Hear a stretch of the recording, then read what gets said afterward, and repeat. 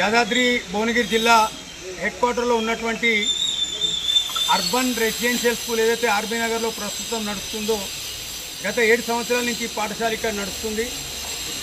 మరి ఈ పాఠశాల నడిచే క్రమంలో ఈ పాఠశాల నియమ నిబంధనల ప్రకారము హెడ్ క్వార్టర్లో ఉంటేనే ఇటు విద్యార్థులకు కానీ అందులో విద్యను బోధించేటువంటి అధ్యాపకులకు కానీ మరియు స్టాఫ్కు కానీ అందరికీ కూడా వెసులుబాటుగా మరియు వసతిగా ఉంటుంది.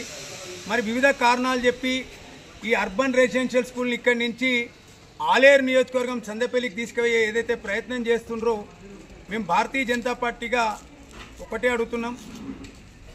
ప్రతి ప్రాంతం అభివృద్ధి చెందాలి, విద్య అందించాలి, దానికి మేము వ్యతిరేకం కాదు. కానీ ఇక్కడ నడుస్తున్నటువంటి హెడ్ క్వార్టర్ ఉన్నటువంటి ఈ అర్బన్ రెసిడెన్షియల్ స్కూల్ని ఓన్ బిల్డింగ్ లేదని ఏకైక సాకుతోటే ఈ బిల్డింగ్ని షిఫ్ట్ చేద్దామని ఒక ఆలోచన ఏదైతే ప్రభుత్వం చేస్తుందో ఆ ప్రభుత్వం చేస్తున్న ఆలోచన విధానాన్ని వెనుకకు తీసుకోవాలని భారతీయ జనతా పార్టీ డిమాండ్ చేస్తున్నాం. కేంద్రీయ విద్యాలయకు సంబంధించిన ఏదైతే ఇప్పుడు గవర్నమెంట్ బిల్డింగ్ ఉందో అది సొంతం బిల్డింగ్లకు షిఫ్ట్ అవుతుంది. అక్కడ బిల్డింగ్ ఉంది, వసతులు ఉన్నాయి.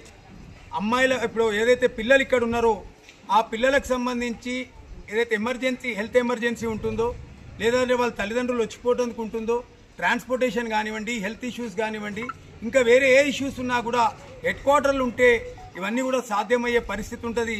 మళ్ళీ ఇందులో అవుట్ సోర్సింగ్ సంబంధించి దాదాపు 10-12 మంది పనిచేస్తున్నారు మొదటి నుంచి. వాళ్ళ జీతం కేవలం 9,500 రూపాయలు. రేపు ఆ సందపల్లి పోవాలంటే ట్రాన్స్పోర్టేషన్ లేదు. వాళ్ళు ఇక్కడి నుంచి సొంతం వెహికల్ అని ఉండాలి, లేకపోతే 2 వాహనాలు మారిపోతే దాదాపు 5,000 రూపాయలు రవాణా మీదే ఖర్చు అవుతుంది. కనుక తక్షణమే ప్రభుత్వం భువనగిరి హెడ్ క్వార్టర్లో number of different government buildings ఉన్నాయి. ఆ బిల్డింగ్స్ని సెర్చ్ చేసి ఇది మార్చేది ఉంటే ఆ గవర్నమెంట్ బిల్డింగ్కే మార్చాలి.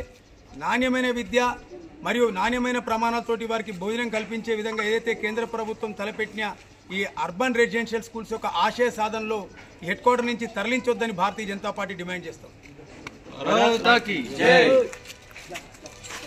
నీ గురించి కూడా చెప్పినాం.